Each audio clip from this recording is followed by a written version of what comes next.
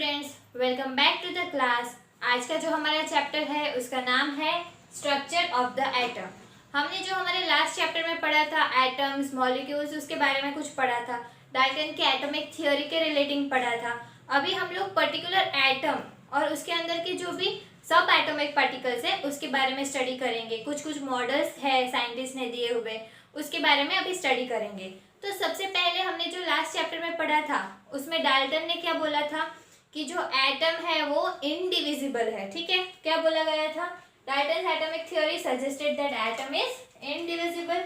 ठीक है, पर उसके बाद कुछ साइंटिस्ट ने डिस्कवरी की, रिसर्च किया, उसमें पता चला दो ऐसे सब एटॉमिक पार्टिकल्स की जो एटम के अंदर है, इलेक्ट्रॉन्स और प्रोटॉन्स।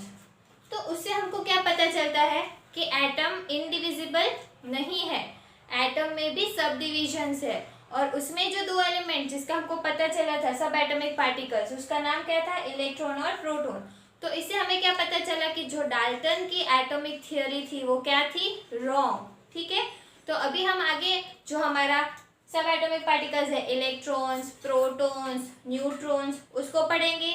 फिर जो एटॉमिक, ये जो इलेक्ट्रॉन्स को हमको कैसे पता चला इलेक्ट्रॉन है, प्रोटॉन है, फिर उसके रिलेटिंग एटम का स्ट्रक्चर क्या है, पर्टिकुलर स्ट्रक्चर कैसा है, पहले कौन से साइंटिस्ट ने क्या स्ट्रक्चर दिया था, वो सब अभी हम ये वाले चैप्टर में पढ़ने वाले हैं। अभी एटम के फंडामेंटल पार्टिकल्स की हमने बात करी, उसको हम सब एटॉमिक पार्टिकल्स भी बोलते हैं। कि एटम है उसको जब हम डिवाइड करते हैं तो वो कितने पार्ट्स में डिवाइड हो रहा है? 3 पार्ट्स में। क्या क्या नाम है उसके? Proton, electron and neutron. ठीक है, अभी हम बात करते हैं उसकी डिस्कवरी की कि उसको किसने डिस्कवर किया। तो प्रोटॉन है वो अर्न्स्ट गोल्डस्टीन ने डिस्कवर किया है। Electron J Thomson and neutron was discovered by James Chadwick. Okay, अभी चार्जेस की बात करते हैं। तो जब हम प्रोटॉन की बात करते हैं तो उस पर पॉजिटिव चार्ज होता है, +1 charge. Okay, electron -1 charge and neutron जो है वो न्यूट्रल होता है, ना ही वो पॉजिटिव चार्ज होता है उसको, ना ही नेगेटिव चार्ज होता है। अभी प्रोटॉन कहाँ पे है, इलेक्ट्रॉन कहाँ पे है, न्यूट्रॉन कहाँ पे, उसकी बात करते हैं। तो ये हम लोग एज्यूम कर लो ये मेरा एटम है। ठीक है, एंड यहाँ पे न्यूक्लियस है। तो ये जो न्यूक्लियस है ना उसके अंदर न्यूट्रॉन एंड प्रोटॉन होते हैं। न्यूक्लियस के अंदर न्यूट्रॉन एंड प्रोटॉन्स। अभी न्यूक्लियस के बाहर ये ऑर्बिट्स जो होते हैं ना वहाँ पे इलेक्ट्रॉन होते हैं। अभी वो कैसे, उसका स्ट्रक्चर कहाँ पे कैसे होंगे वो सब हम लोग डिटेल में स्टडी करेंगे, पर अभी आपको इतना याद रखना है कि न्यूक्लियस के अंदर प्रोटॉन और न्यूट्रॉन होता है एंड न्यूक्लियस के बाहर क्या होता है? इलेक्ट्रॉन। ओके, अभी हम उसके चार्ज की बात करें, रिलेटिव चार्ज इसका कितना है प्रोटॉन का? 1.602 × 10⁻⁻19 कूलम। ठीक है, इलेक्ट्रॉन का सेम चार्ज है पर नेगेटिव में है, -1.602 × 10⁻⁻19 कूलम।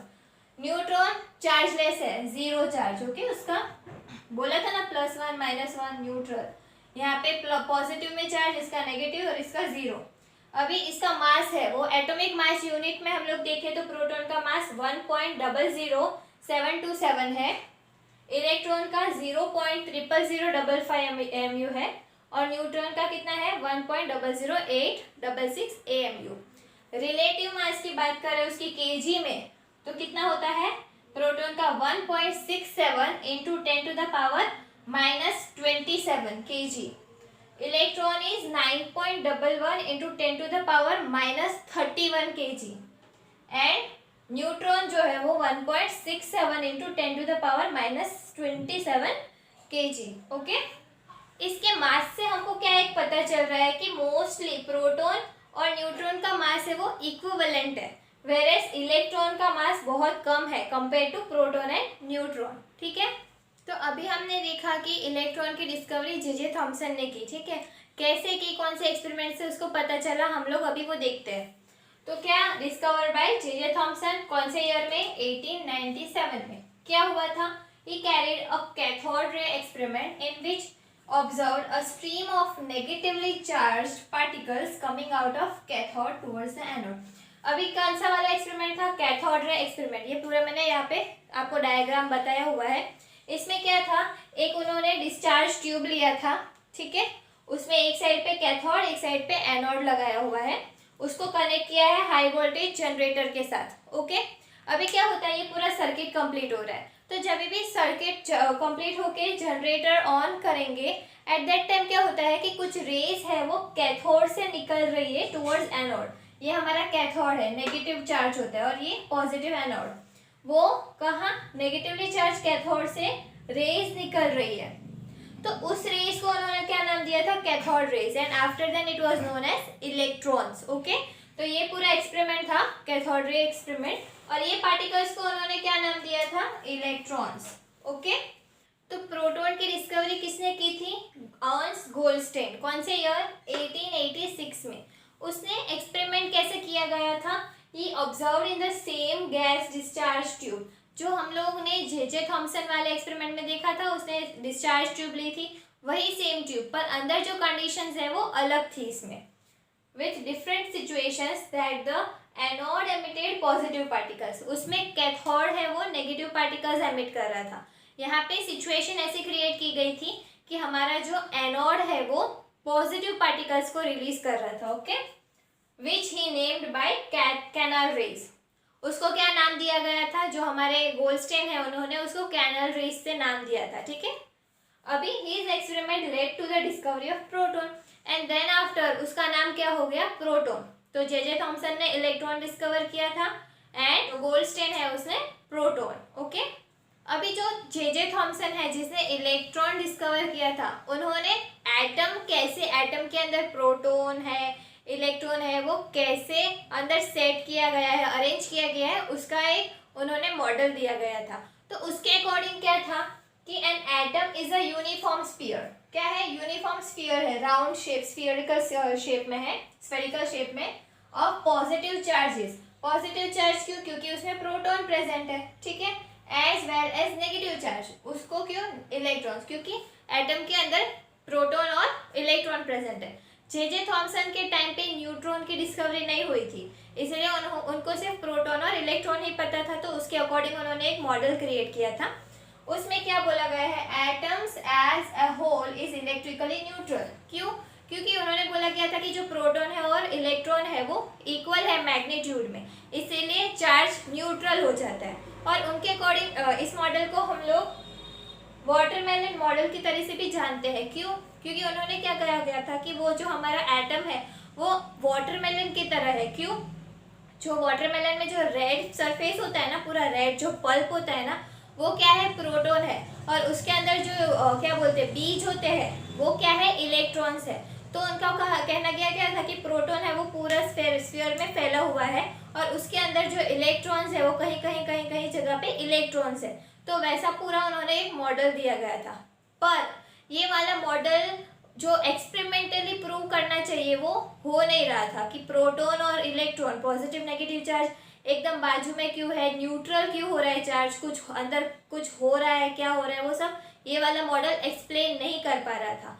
अभी हम बात करते हैं रुदरफोर्ड्स मॉडल ऑफ एटम, कि एटम के अंदर अरेंजमेंट कैसा होगा, उस पर रुदरफोर्ड ने एक एक्सपेरिमेंट किया था। ठीक है, नाम क्या था उनका, अर्नस्ट रुदरफोर्ड, 1909 में एक्सपेरिमेंट किया था। This was based on an experiment in which alpha particles were bombarded on a thin gold foil. ठीक है, अभी अल्फा पार्टिकल्स और थिन गोल्ड फॉइल लेके उन्होंने पूरा एक्सपेरिमेंट किया गया था। यहाँ नीचे पूरा डायग्राम दिया गया है, अभी हम इसको डिटेल में समझते हैं। ठीक है, कि उन्होंने गोल्ड फॉइल क्यों लिया, अल्फा पार्टिकल्स क्या होता है, एंड उन्होंने पूरा एक्सपेरिमेंट कैसे किया था। ठीक है, तो उन्होंने क्या किया था, he selected gold foil because he wanted as thin as layer possible. उनको जो लेयर चाहिए था जो फॉइल का, वो एकदम पतला, जितना पतला हो सके उतना पतला चाहिए था। तो उन्होंने क्या लिया, गोल्ड फॉइल लिया। क्यों, क्योंकि उसको जितना ऑलमोस्ट जितना पॉसिबल है उतना पतला कर सकते हैं। तो कितना था, this foil was about 1000 atoms thick. तो उसकी थिकनेस कितनी थी फॉइल की, 1000 एटम्स की थी। मतलब यू कैन इमेजिन कि कितनी पतली फॉइल ली होगी उन्होंने। ठीक है, अभी alpha particles that is doubly charged helium ions. अभी जो बोम्बार्ड करना था वो क्या था, अल्फा पार्टिकल्स, उसको हम क्या बोलते हैं, डबली चार्ज हीलियम आयंस। उसको हीलियम न्यूक्लियस भी बोलते हैं। ठीक है, और इसका जो एटॉमिक मास होता है हीलियम का, वो 4 मास होता है, 4 एटॉमिक मास, यू नो ना, ये जो हीलियम है उसका एटॉमिक मास कितना होता है 4 यूनिट्स। ओके, तो ये वाले जो डबली चार्ज हीलियम आयंस थे वो हैवियर है, हमारे जो प्रोटॉन्स होते हैं उनसे वो हैवी होते हैं। ओके, अभी it was expected that alpha particles would be deflected by the subatomic particles in the gold foil atoms। जो अभी क्या एज्यूम किया गया था कि जो अल्फा पार्टिकल्स है वो जब भी हम लोग बम्बार्ड करेंगे हमारी गोल्ड फॉइल पे तो क्या होगा, उसका डिफ्लेक्शन होगा। ओके, मतलब क्या, देखो ये पूरा सेटअप है, यहाँ पे सोर्स, यहाँ से अल्फा पार्टिकल्स को रिलीज किया जाएगा, बम्बार्ड किया जाएगा। ये गोल्ड फॉइल है, कितनी 1000 एटम्स थिक जितनी गोल्ड फॉइल रखी हुई है। और ये डिटेक्टर स्क्रीन है, ये किसकी बनी है, जिंक सल्फाइड की। ये फ्लोरोसेंट स्क्रीन है। फ्लोरोसेंट स्क्रीन का मीनिंग क्या होता है कि कोई भी चीज़ वहाँ पे अगर छोटा सा भी वहाँ पे कुछ टच करके जाएगा तो वहाँ पे वो लाइटनिंग दिखाता है, उसको हम फ्लोरोसेंट स्क्रीन बताते हैं। तो यहाँ पे क्या प्लान था कि गोल्ड फॉइल यहाँ पे जब भी कोई अल्फा पार्टिकल बम्बार्ड करके कौन से एंगल पे जा रहा है, कितनी निकल रही है, डिफ्लेक्ट हो रही है, कितने रिफ्लेक्ट बैक हो रही है, ये सब चीज़ हम लोग को देखना था। तो अभी ये वाले एक्सपेरिमेंट से रुदरफोर्ड को क्या समझ में आया और इसका क्या कंक्लूजन निकला वो हम अभी देखते हैं। अभी ऑब्जर्वेशन में हमको क्या पता चला कि most of the alpha particles passed without any hindrance. अभी देखो हम लोग को कौन सा मॉडल पता चला था एटम का कि ऐसे ही सब जगह पे ये पूरा है, यहाँ पे पॉजिटिव है और बीच बीच में नेगेटिव नेगेटिव नेगेटिव इलेक्ट्रॉन्स है। ठीक है, तो इसके अकॉर्डिंग तो क्या होना चाहिए कि यहाँ पे अगर हो रहा है तो उसका डिफ्लेक्शन होना चाहिए। ठीक है, पर यहाँ पे ऑब्जर्वेशन में हमको क्या पता चला कि अल्फा पार्टिकल्स तो कोई भी हिंड्रेंस के अलावा वहाँ से डायरेक्टली पास हो जा रहे हैं। ओके, अभी नेक्स्ट हमको क्या पता चला, some of the alpha particles deflected from their original path at a noticeable angle. अभी अगर हम लोग ये एजम्पशन, ये वाला मॉडल कर रहे हैं तो एक पर्टिकुलर एंगल पे उसका डिफ्लेक्शन होना चाहिए। ठीक है, पर यहाँ पे क्या हो रहा है कि डिफ्लेक्शन हो रहा है पर अलग एंगल पे हो रहा है। ठीक है, और बाकी दूसरे का क्या हुआ, very few of the alpha particles bounced back at their original position. कुछ कुछ जो अल्फा पार्टिकल्स थे वो उसकी ओरिजिनल पोजीशन पे वापस बाउंस बैक हो गए। मतलब इससे हमको क्या पता चला कि अगर ये वाला मॉडल हो तो ये वाली ऑब्जर्वेशंस तो आनी नहीं चाहिए, उन्होंने जो सोचा था वैसे होना चाहिए। पर अगर ये वाली ऑब्जर्वेशन आ रही है मतलब ये जो मॉडल हम लोग को दिया गया है जे थॉमसन ने, उसमें कुछ तो गड़बड़ी है। ठीक है, तो रुदरफोर्ड ने ये ऑब्जर्वेशन से कुछ पोस्टुलेट्स दिए, कुछ कंक्लूजन्स दिए। वो क्या है वो हम अभी देखते हैं। फर्स्ट क्या उन्होंने बोला था कि most of the part in an atom is empty. अभी उनका कहना क्या था कि एटम है उसमें मोस्ट ऑफ द पार्ट खाली है, एम्प्टी है। ये क्यों, क्योंकि हमने ऑब्जर्वेशन में क्या देखा था कि जो हमारा अल्फा पार्टिकल है वो वेरी इजीली निकल जा रहा है विदाउट एनी हिंड्रेंस। तो इसका मीनिंग तो यही होता है ना कि एटम में बहुत सारी खाली जगह होनी चाहिए कि वहाँ से वो इजीली निकल जा रहा है। Okay, next was there is positively charge centre in atom. अभी उनका कहना क्या था कि एटम में सेंटर पूरा पॉजिटिवली चार्ज है, मतलब पूरा वहाँ पे प्रोटॉन है। Okay, which contains nearly the whole mass of atom. पूरा एटम का जो मास होता है उसमें मोस्ट ऑफ द पार्ट किधर है, सेंटर में है। ओके, और उन्होंने वो सेंटर का नाम क्या दिया, न्यूक्लियस। तो यहाँ से हमारे जो एटम का सेंटर है उसका नाम न्यूक्लियस पड़ा। ठीक है, इसके बाद क्या बोला कि the size of the nucleus is very small compare to atom. अभी पूरे एटम के कंपैरिजन में न्यूक्लियस की साइज बहुत छोटी है। ऐसा उन्होंने क्यों बोला, क्योंकि पहले में क्या बोला गया है कि एटम में बहुत सारी जगह है। ठीक है, तो अगर मैं ये एटम लूँ, ठीक है, और न्यूक्लियस बहुत बड़ा करूँ तो स्पेस तो कम होगी, तो वहाँ पे हिंड्रेंस आ सकता है। पर अगर ये जो न्यूक्लियस है उसकी साइज़ छोटी हो तो यहाँ पे इजीली जब है सब हमारे पार्टिकल्स निकल जाएंगे। तो यहाँ से उनको क्या पता चला कि जो हमारा न्यूक्लियस है उसकी साइज़ बहुत छोटी है। ठीक है, पूरे एटम के कंपैरिजन में। Electrons revolve around the nucleus. यहाँ से और एक नई बात हमको पता चली कि प्रोटॉन तो चलो पॉजिटिवली चार्ज हमारे जो भी स्पीसीज है वो न्यूक्लियस में है, तो इलेक्ट्रॉन क्या कर रहे हैं, न्यूक्लियस के आजू बाजू रिवॉल्व कर रहे हैं। ओके, अभी ये पूरे पोस्टुलेट्स रुदरफोर्ड ने दिए हैं। अभी रुदरफोर्ड ने ये जो सब पोस्टुलेट्स दिए, ठीक है, पर इसमें ड्रॉबैक्स भी बहुत सारे थे। लाइक हम बात करते हैं क्या बोला गया, The revolution of electrons around the positively charged nucleus is not expected to be stable. अभी जो पॉजिटिव चार्ज है उसके आजू बाजू negative charge round round revolve करता है, तो there must be some attraction, उसकी वजह से अनस्टेबिलिटी फॉर्म होनी चाहिए, पर यहाँ पे वैसा तो कुछ हो नहीं रहा है, एटम पूरा स्टेबल है। तो ये वाला एक्सप्लेन रुदरफोर्ड का एक्सपेरिमेंट नहीं कर पा रहा था कि ऐसा अनस्टेबल होना चाहिए, पर स्टेबल क्यों है। Okay, next is but a charge particle in an accelerated motion along a circular path would continuously undergo loss of energy and finally will fall into a nucleus. अभी दूसरा एक पॉइंट, अगर कोई भी चीज अराउंड सराउंडेड समथिंग रिवॉल्व कर रही है, ठीक है, तो कंटिन्यूअसली लॉस ऑफ एनर्जी होना चाहिए, क्योंकि रिवॉल्व होने के लिए एनर्जी रिक्वायर्ड है। ओके, तो एक टाइम पे उसकी एनर्जी खत्म हो जानी चाहिए, एंड आफ्टर देन अगर इलेक्ट्रॉन की एनर्जी खत्म हो गई तो इलेक्ट्रॉन न्यूक्लियस पे आके गिरना चाहिए, और उसकी वजह से बहुत सारी अनस्टेबिलिटी फॉर्म होनी चाहिए, पर यहाँ पे तो ऐसा कुछ हो नहीं रहा है। एटम्स में कोई भी टाइप की अनस्टेबिलिटी नहीं है, तो ये क्यों हो रहा है, और रिवॉल्व हो रहा है तो एनर्जी लॉस हो रही है, नहीं हो रही है, नहीं हो रही है, तो क्यों नहीं हो रही है? इसका जवाब रुदरफोर्ड के एक्सपेरिमेंट या फिर रुदरफोर्ड के पास नहीं था। अभी इससे क्या पता चलता है, this makes an atom unstable while atoms are quite stable. अभी ये सब चीज़, ये सब पॉसिबिलिटी हम देखते हैं, तो इसकी वजह से मैंने आपको बताया कि एटम है वो अनस्टेबल होना चाहिए, पर यहाँ पे तो एटम स्टेबल है। तो ये सब चीज़ रुदरफोर्ड के एक्सपेरिमेंट या फिर रुदरफोर्ड का जो मॉडल है वो एक्सप्लेन नहीं कर पा रहा था, ठीक है। तो ये सब रुदरफोर्ड के मॉडल के ड्रॉबैक्स है। अभी रुदरफोर्ड का जो ड्रॉबैक था वो क्या था कि स्टेबिलिटी एक्सप्लेन नहीं कर पा रहा है कि एटम स्टेबल क्यों है। तो उसके बाद कौन आया, नील बोहर आए, उन्होंने बोहर्स मॉडल ऑफ एटम दिया। उसके अकॉर्डिंग क्या कहा गया था, only certain special orbits known as discrete orbits of electron are allowed inside the atoms.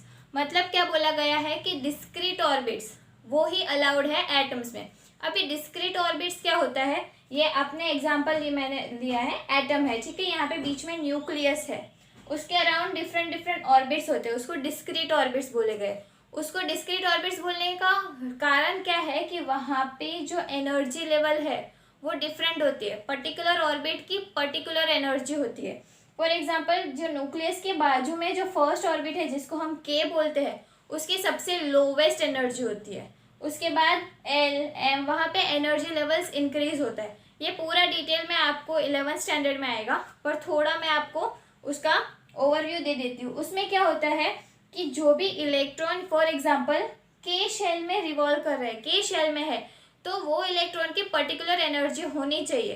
फिर ऐसा नहीं है कि के शेल में इलेक्ट्रॉन है तो एक की एनर्जी ज़्यादा है एक की कम है, ऐसा नहीं, सबकी एनर्जी सेम होती है। और पर्टिकुलर जो एनर्जी होती है, अगर उतनी एनर्जी है तो ही वो इलेक्ट्रॉन के शेल में होगा, अगर ज़्यादा होगी तो फिर वो दूसरे शेल में होगा।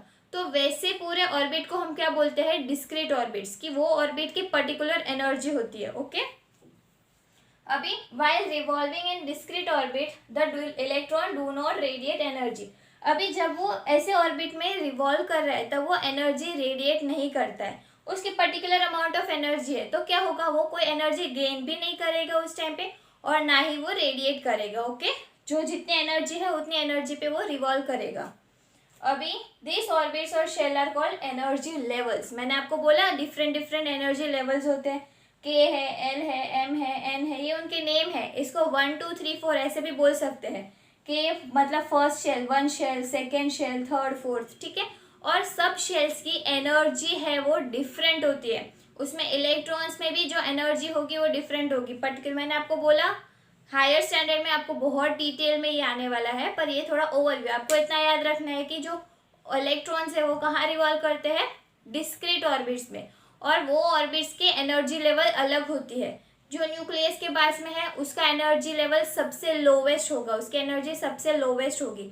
जैसे ही जैसे न्यूक्लियस से दूर जाएंगे वैसे ऑर्बिट्स की एनर्जी क्या होती है, बढ़ती जाती है। ओके, तो ये सब है वो बोहर ने पूरा एक्सप्लेन कर दिया, अभी हमको समझ में आ गया, ठीक है। डिस्क्रीट ऑर्बिटल्स में रिवॉल्व कर रहे हैं तो एनर्जी रेडिएट नहीं करेंगे तो उसका एनर्जी लॉस होगा नहीं और वो एनर्जी खत्म होके न्यूक्लियस पे गिरेंगे नहीं। तो जो रुदरफोर्ड का ड्रॉबैक था वो ओवरकम हो गया, यहाँ पे एकदम क्लियरली बोहर ने एक्सप्लेन कर दिया कि ऐसे हो रहा है, इसीलिए वहाँ पे कुछ भी एनर्जी लॉस नहीं हो रहा है और इलेक्ट्रॉन फॉल नहीं हो रहा है, वैसा सब। ठीक है, तो ये सब हमने बोहर मॉडल में पढ़ा। तो चलिए हम एक क्विक रिवीजन कर लेते हैं। हमने स्टार्टिंग में क्या पढ़ा था, एटम के बारे में, कि एटम के कितने सब एटॉमिक पार्टिकल्स है, 3। पहला था इलेक्ट्रॉन, प्रोटॉन, न्यूट्रॉन। अभी इलेक्ट्रॉन किसने डिस्कवर किया था, जे थॉमसन ने, कैथोड रे एक्सपेरिमेंट से। ठीक है, उसमें क्या था, कैथोड जो हमारा है और एनोड है, तो कैथोड से जो रेज निकल रही थी उसको उन्होंने क्या नाम दिया था, इलेक्ट्रॉन्स। उसके बाद आया प्रोटॉन। प्रोटॉन किसने डिस्कवर किया था, ई गोल्डस्टेन ने। ओके, अभी उस पे भी हमारा जो ये कैथोड रे एक्सपेरिमेंट था वैसे ही सेटअप था पूरा। उसमें क्या था, एनोड से रेज निकल रही थी, पॉजिटिव रेज, एंड उसका नाम उन्होंने क्या बाद में दिया, बाद में उसका नाम प्रोटॉन पड़ा। फिर न्यूट्रॉन है वो जे चैडविक ने डिस्कवर किया था। उसके बाद हम लोग ने थॉमसन्स मॉडल देखा था, कौन सा वाला, वाटरमेलन मॉडल। उसमें क्या था, ऐसे पूरा स्फीयर है, वाटरमेलन में जो रेड एरिया होता है उधर सब जगह पे प्रोटॉन है। ठीक है, सब जगह पे प्रोटॉन है, और बीच बीच में कहीं कहीं पे जहाँ पे हम लोग बोलते हैं कि वाटरमेलन में जो छोटे छोटे सीड्स होते हैं, वैसे ही हमारा इलेक्ट्रॉन वहाँ पे डिस्ट्रीब्यूटेड है। ओके, तो ये वाला मॉडल है वो थॉमसन ने लिया था। पर इसमें हम लोग ने बाद में रुदरफोर्ड ने मॉडल दिया, उसमें उसने क्या एक्सपेरिमेंट किया था, गोल्ड फॉइल लिया, फिर उस पर अल्फा पार्टिकल्स को बॉम्बार्ड किया। तो ये मॉडल अगर सही होता तो डिफ्लेक्शन होने चाहिए थे, पर वहाँ पे हुए नहीं। तो वहाँ से जो हमारे रुदरफोर्ड मॉडल से हमको क्या पता चला कि हमारा जो एटम का स्ट्रक्चर है वो कैसा है, बीच में पॉजिटिवली चार्ज पूरा है और इलेक्ट्रॉन्स जो है वो रिवॉल्व हो रहे हैं। यहाँ पे जो बीच में है उसका नाम न्यूक्लियस, वो किसने रखा है, रुदरफोर्ड ने। ठीक है, okay, at that time neutron discover नहीं हुआ था, इसीलिए यहाँ पे प्रोटॉन और इलेक्ट्रॉन की ही बात हम लोग कर रहे हैं। उसके बाद इसमें जो प्रॉब्लम हुए थे रुदरफोर्ड के मॉडल में कि स्टेबिलिटी की प्रॉब्लम हो रही थी। स्टेबल हमारा एटम क्यों है, उसको रुदरफोर्ड के मॉडल ने एक्सप्लेन नहीं कर पाए। ठीक है, तो बाद में कौन आया, बोहर के मॉडल, नील बोहर ने क्या बोला कि जो हमारे इलेक्ट्रॉन है वो डिस्क्रीट ऑर्बिट्स में रिवॉल्व कर रहे हैं, तो उसकी वजह से वो रेडिएट नहीं करेंगे एनर्जी, और जो स्टेबिलिटी की प्रॉब्लम थी रुदरफोर्ड के मॉडल में वो सॉल्व हो गई। तो ये थे हमारे 3 मॉडल, एटम्स, ये सब चीज़ हमने ये वाले लेक्चर में पढ़ी। होप आपको समझ में आया होगा। Thank you.